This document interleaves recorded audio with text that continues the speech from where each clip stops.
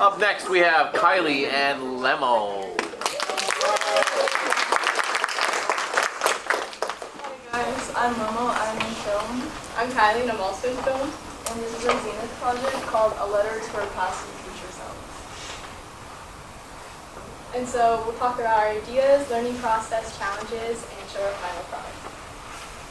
So in terms of ideas, we wanted to do something as like a close-off to our high school experience. So we were thinking of doing a reflection on our high school experience. And Kylie's idea was to interview high school seniors. And I really liked that idea, so I kind of pitched to her, how about we also combine childhood, so like childhood to coming of age to kind of like end of coming of age. And we wanted to do a documentary, so but still make it experimental. So this is kind of a poetic documentary, and we experimented with audio, animation, and digital camera footage. And then regarding animation, neither of us have ever done animation before, and we completed all of it on Procreate.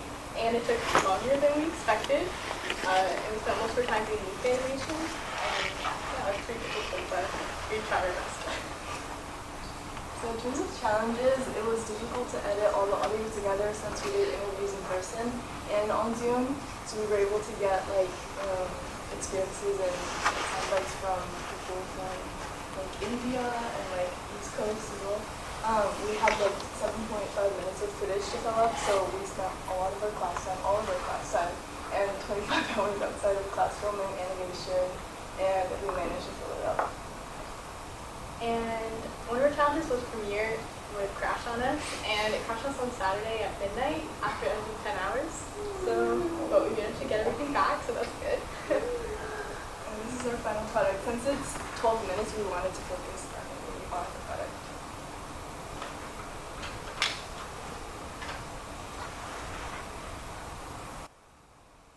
When I was little, I wanted to be a lawyer, and I think that was just because of movies I watched. Magician, because I thought magic was so cool, and then I was like, oh, they don't really lead the coolest life. You know who does? Astronaut. Architect for a long time when I was younger. I wanted to design stuff. I thought that was super cool. A doctor or a lab researcher. Both my parents were doctors, so that definitely impacted my decision. A writer, specifically a fantasy book writer, because I really liked to read those kind of books at the time.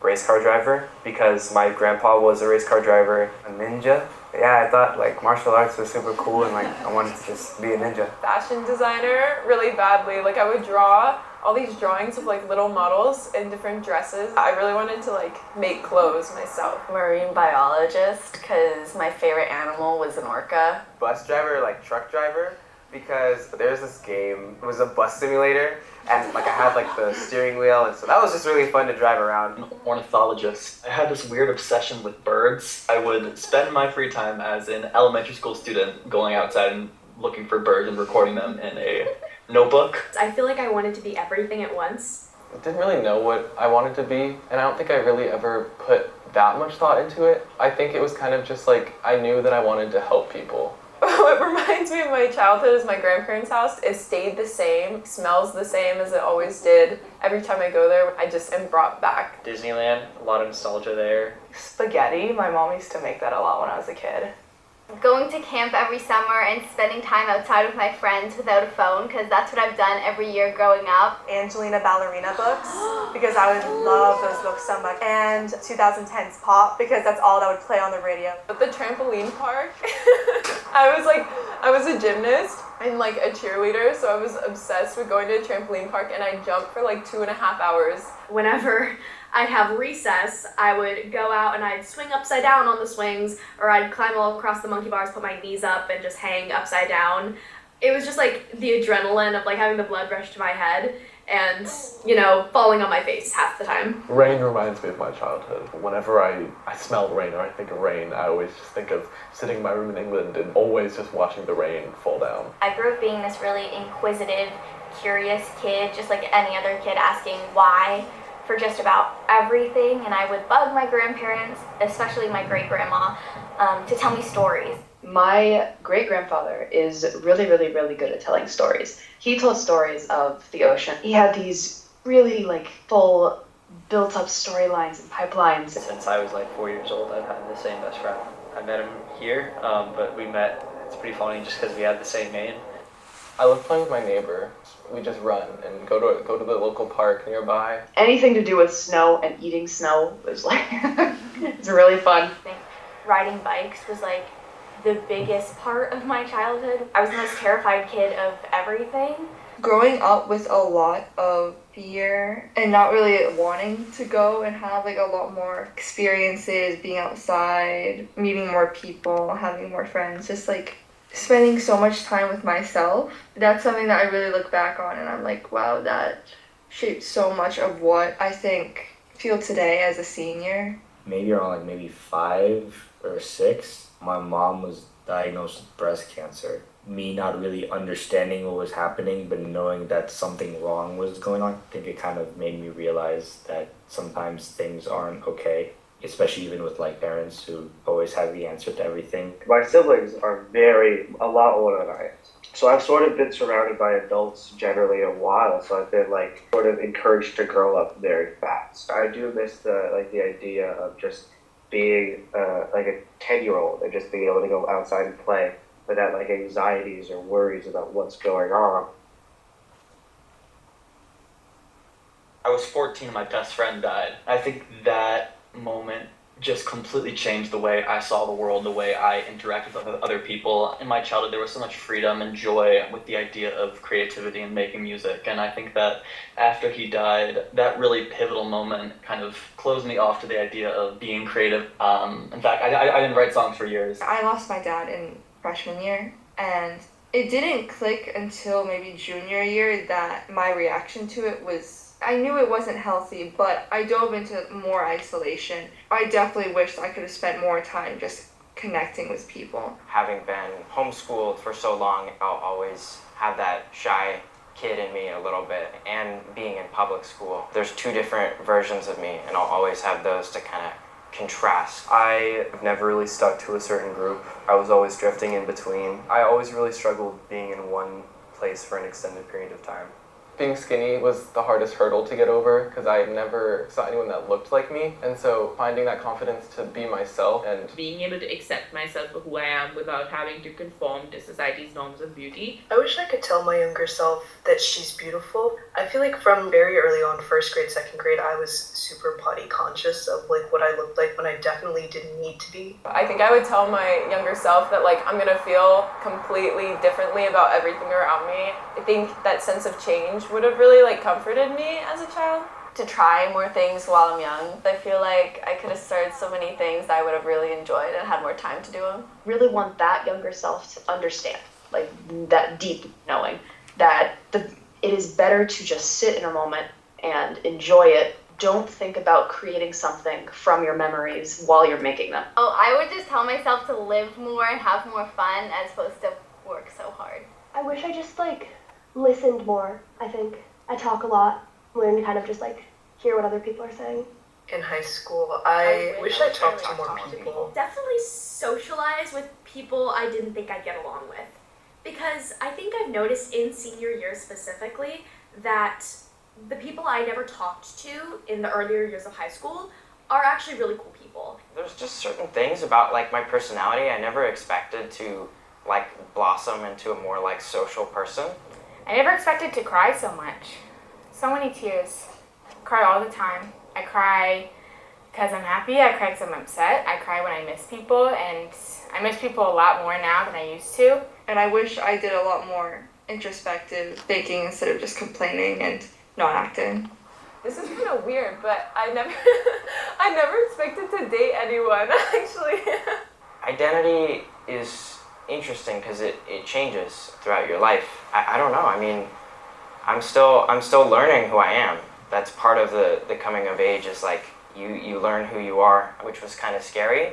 But then it was also beautiful because it opened up this opportunity for me to be whoever I wanted to be. Identity is ever changing, and it's it constantly fluctuates to who I am during that day. What am I feeling? What am I experiencing? How am I processing it? I grew up in Catholic school and kind of just stopped believing in God and Catholicism and stuff altogether, but everybody around me still did, and all my teachers did, my family, everyone.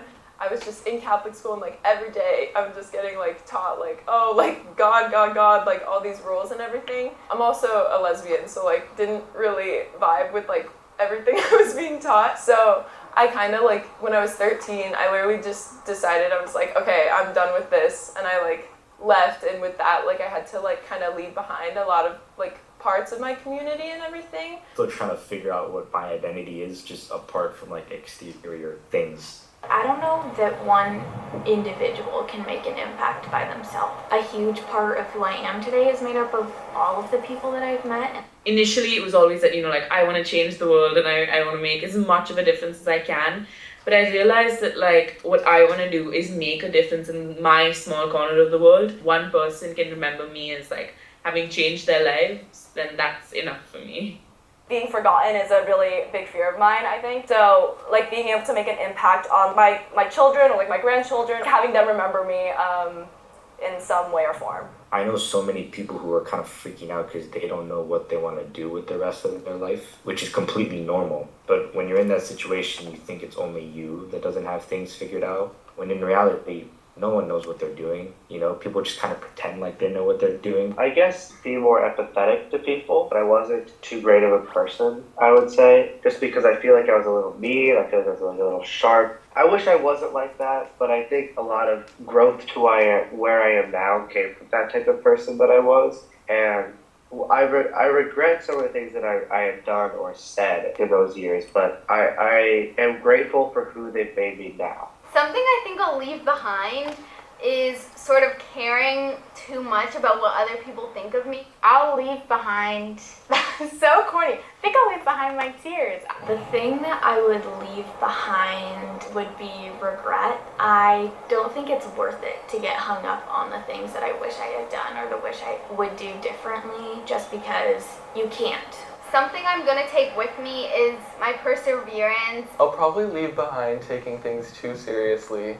Leaving behind running, because I've been running for a long time. I kind of always wanted to be somewhere else, be someone else. I'm unsatisfied with myself as I was when I was trying to get away from who I am now.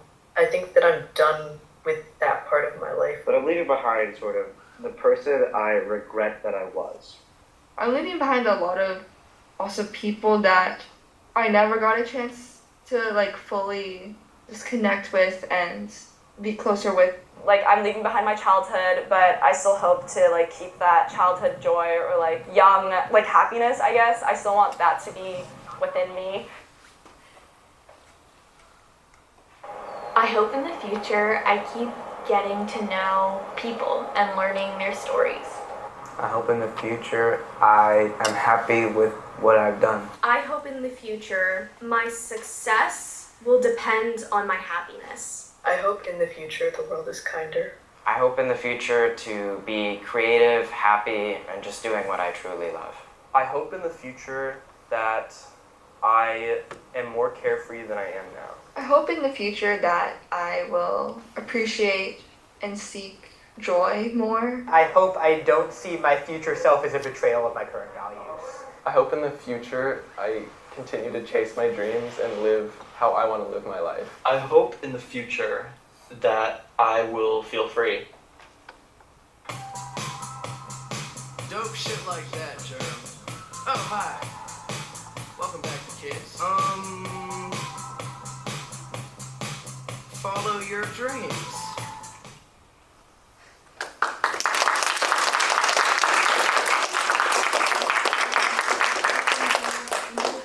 You've got 1 minute and 30 seconds. Move to your right. Move to your right. Oh, we need light. Did you improve your interviewing skills from the documentary you did last year?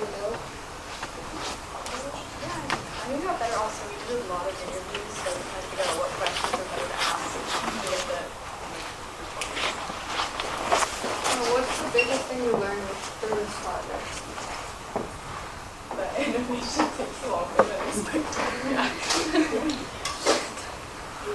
Where's the footage from in the beginning, like all the playing in the yards and stuff like that? Is it archive or did you guys shoot it? Oh, we shot everything on here. That was amazing. I was like starting to tear up. I have two questions.